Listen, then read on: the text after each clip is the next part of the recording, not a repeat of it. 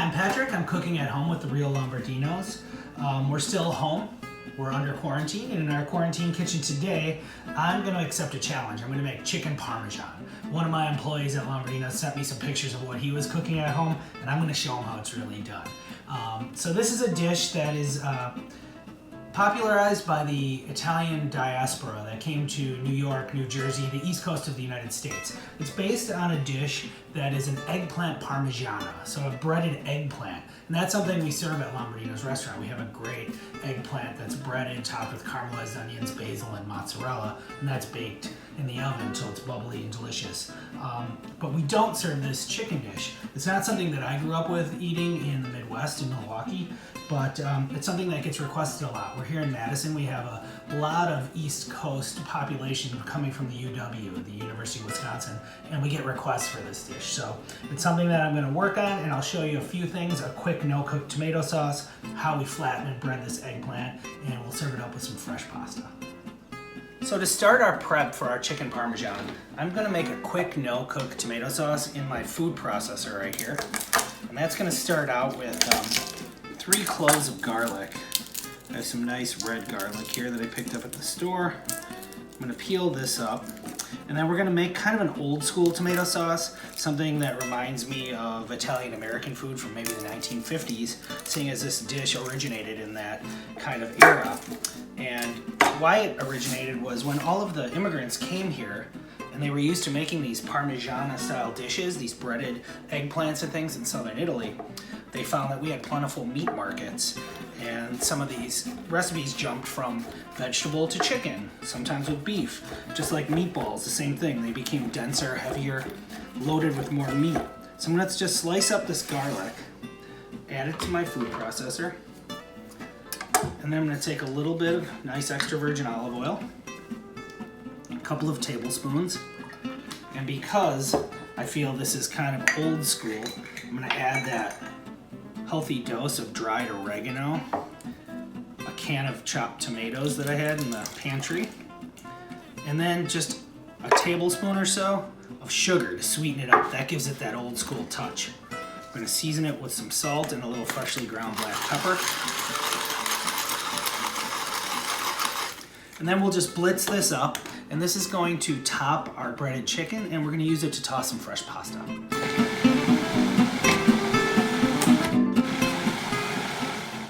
I'm going to give this a taste. Really nice. It's got a little hint of sweetness from that sugar, which helps balance out the acidity in some of these canned tomatoes, and that oregano gives it that old school flavor. So before we prep our chicken, we're going to get our mise en place ready, everything in its place. And there's a 3-step breading process to chicken Parmesan. We start by dredging the chicken in flour, then it goes into eggs, and then into breadcrumbs. So in order to season my chicken, I'm going to take a healthy dose of kosher salt and black pepper and add it to my flour.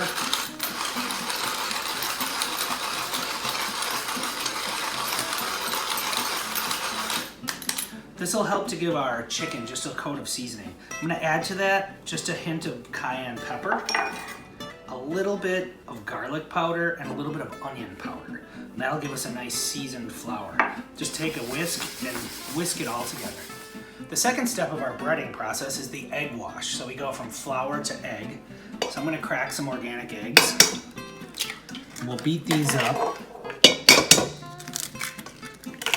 And then I have a little trick to enrich the egg wash.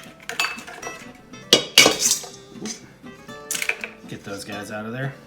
Here's a little trick. If you drop a shell in there, use another shell to retrieve it. They stick together.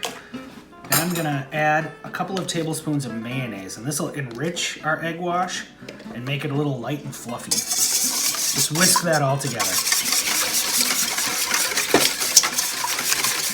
For the third step in our breading station for our chick parm, I have panko. These are light, fluffy Japanese breadcrumbs, and I'm going to season these as well. Give them just a little bit of salt, a little bit of pepper.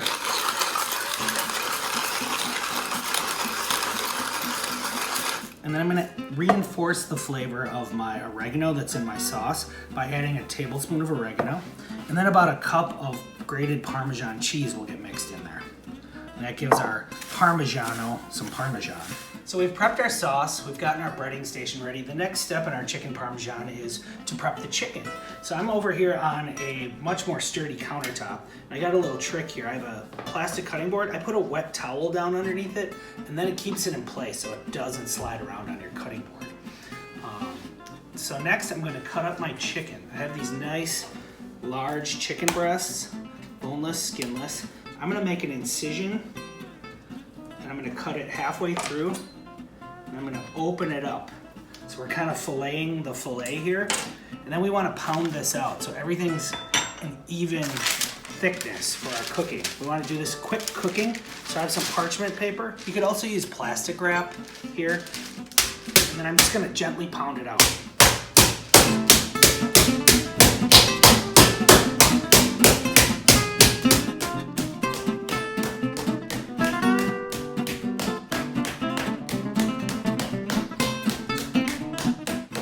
Now, if you don't have one of these handy meat mallets, you can also use a rolling pin and kind of just evenly roll out your chicken. So we're looking for about a half-inch thick chicken.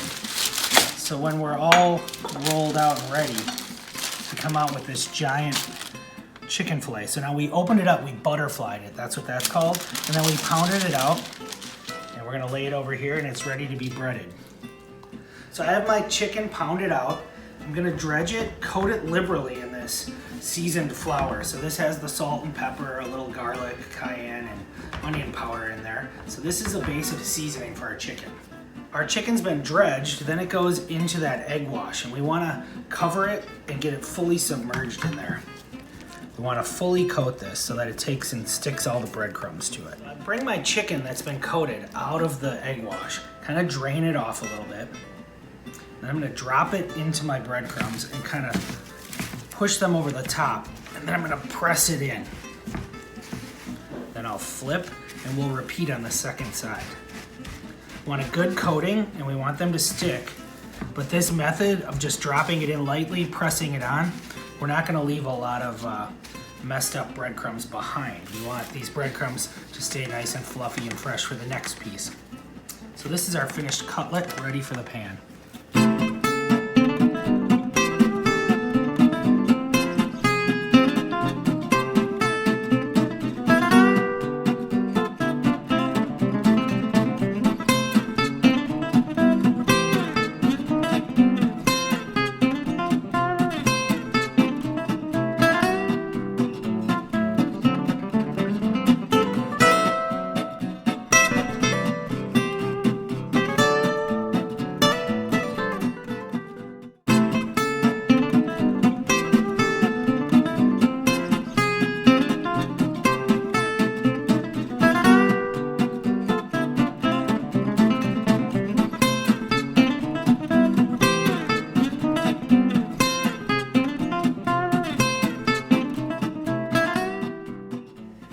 So I'm all prepped and ready to go. The last thing I want to get ready is some fresh basil. So this is delicate, and I picked it off the stem. I'm just going to kind of bunch it up, give it a quick chop. This is kind of a quick chiffonade, which makes little ribbons of fresh basil. And we're going to use this with the pasta we're going to serve, and just a little on top of our chicken. We're going to serve it with this quick tomato sauce that we made. And then I have some good Wisconsin mozzarella. And rather than using grated or shredded mozzarella, I bought a block, and I made nice thick slices that we're gonna lay over our chicken. And this is a two-step cooking process. We started with about a quarter cup of vegetable oil. We're heating that up, and we're gonna brown the chicken about 2 minutes on each side, and then it'll go under a broiler with the sauce, the cheese, and the basil. So my chicken is all breaded, my pan is hot, and I'm gonna lay these away from me so they don't splash on me. You want that oil to splash away from you if it does splash. We're gonna give these about 2 minutes on each side, just till they're nice and brown. Just a little warm vegetable oil. I'm gonna serve that with some fresh pasta that I rolled out. And then this pan that I'm using, I have a nice big nonstick skillet. A good place to pick these up, any major city usually has restaurant supply stores that the restaurants buy from. And you can go there, they're open to the public, and you can purchase really great restaurant quality cookware at a fraction of the price. I'm about to flip my chicken. I'm gonna add a little bit of butter that helps with the coloring. And we'll take a look here at what's happening. Oh, it's looking beautiful, golden brown. A little bit of Parmesan and breadcrumb there. So now I'm gonna flip this. Again, I wanna flip it away from me so no oil splashes on me. So I pick it up, drop it in. Now we'll cook for another 2 minutes.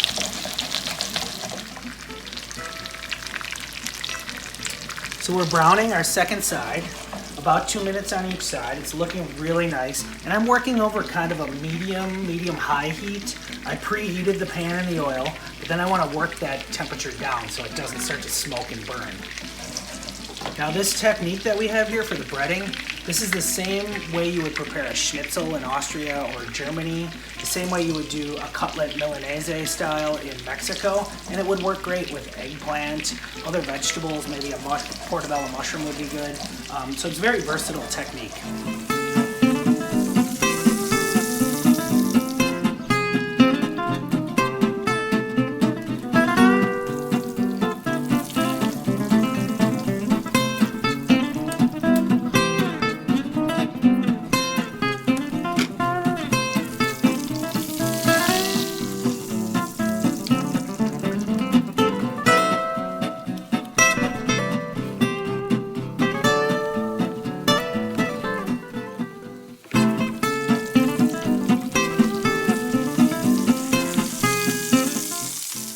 Browned off all of our chicken, and you can see here 4 chicken breasts are going to kind of feed an army with some pasta.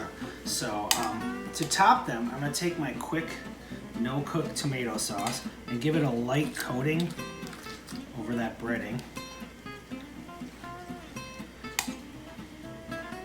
Little spoonful, and then whatever's left we'll toss with a little spaghetti that we made.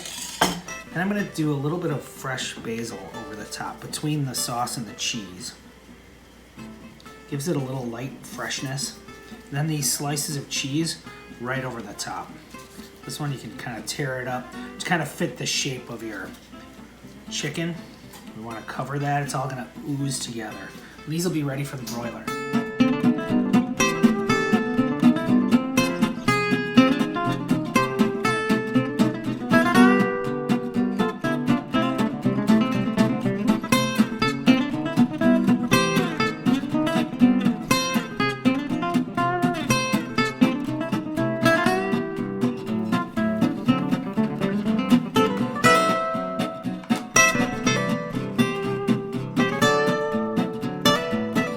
My fresh pasta is all ready to go. So I'm going to take some of this starchy water into a pan, and it's going to help build my sauce. Bring that to a simmer. We're going to add just a little bit of our quick tomato sauce, just enough to kind of stain our pasta.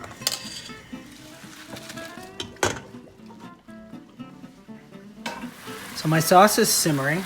I'm going to add a couple of tablespoons of butter to that. We're going to swirl that in. I'm going to add my pasta to that. We'll give this a gentle toss.